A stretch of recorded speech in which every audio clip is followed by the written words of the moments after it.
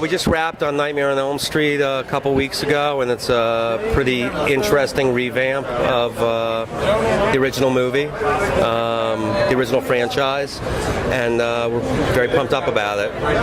So they've been telling me it's a lot darker, but still to the tone of the original, the first movie? The movie that we did is much closer to the tone of the original film than maybe some of the later films in the franchise, which got a little goofier. No wackiness. Yeah, it's not too wacky.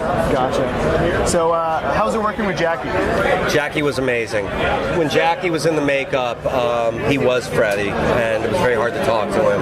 It's very scary. Do you have any involvement in developing the makeup, the look of it? Did they tweak it? I put a lot of time into developing it, and it was it's a big deal for the studio to go for something different because he doesn't look like Robert Englund. What's the carnage like in this film? I'm a prude. I don't really like seeing limbs cut off, and I think you can scare the crap out of people by real horror, which is you care about the characters, you care when the characters get killed, and our carnage is brutal, but hopefully it's relatively only one element of the horror. Do you guys explore that supernatural element more, the dream kind of aspect to it? Yeah, I mean, I think that I think my dreams are grounded in somewhat of a reality that they don't look like bad rock music videos and with smoke and birds and no Dokken song. Yeah, but they're very artful and really interesting, and each dream has something to do with the characters and what their psyche is about, and so I think that's something that you'll see connected to all the other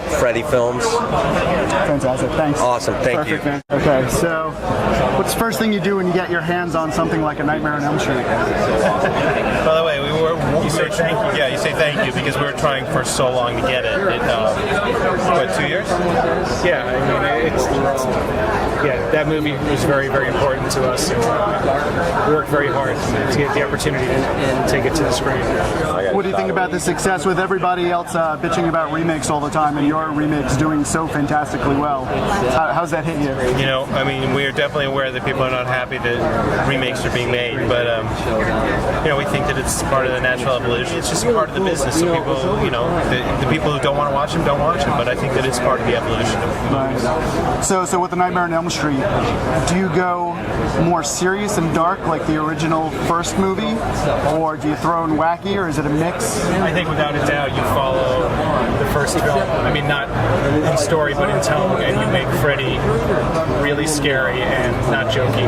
There's nothing wacky about the movie. So the look classic, or did you throw any new twists into it? As far as the look of Freddy himself. Oh, I mean, he looks much different. I think one thing that we wanted to do was give Freddy make him feel like the burns felt real, like a real burn victim. And I think we really focused a lot of attention on that. And Andrew Clement, who designed this Freddy, really worked hard. A lot of drawings, a lot of molds to really perfect it. And I think when you see it, you'll say, wow, if he didn't, as Jackie said earlier, if he didn't have the sweater and the hat on and he walked outside, you'd think he was a burner. How much carnage can we expect? How much carnage can we expect? We always bring the carnage. Yeah, we're never short on carnage. Hello? What's it like going from anti-hero to Antichrist? What's that transition like? This is the only anti-hero to Antichrist. I like that. Remember, it was a heck of a transition. So, what do you do to prepare for something like this? I mean, do you research the character, or is it just a new kind of take? No, actually, I totally researched the character. I first started by kind of revisiting the very first Nightmare, which was the one that I saw in the theaters. I really liked it. Sam sent me a bunch of serial killer stuff. I watched Nosferatu, which we were kind of keying into. For some reason, Sam and I felt that there was some sort of subtle nuances in there that would be informative.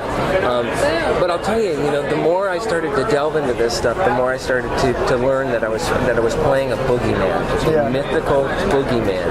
I still wanted to ground him in a sort of reality, but I didn't want to take him to this place of like character study. So, when we go to see this film, should they just shut their brain off to what they've seen before, or just like take it as a completely new piece? No, I don't think so. No? No? No, I think that's part of what's fun about re-envisioning something. Is you're kind of going back to relook at the very first story. You know, I mean, it's been changed around a little bit, but I think we're pretty sticking close to the first one. You know, we're seeing it a little bit different, but it's a big homage to it, and I think that's kind of what makes it fun.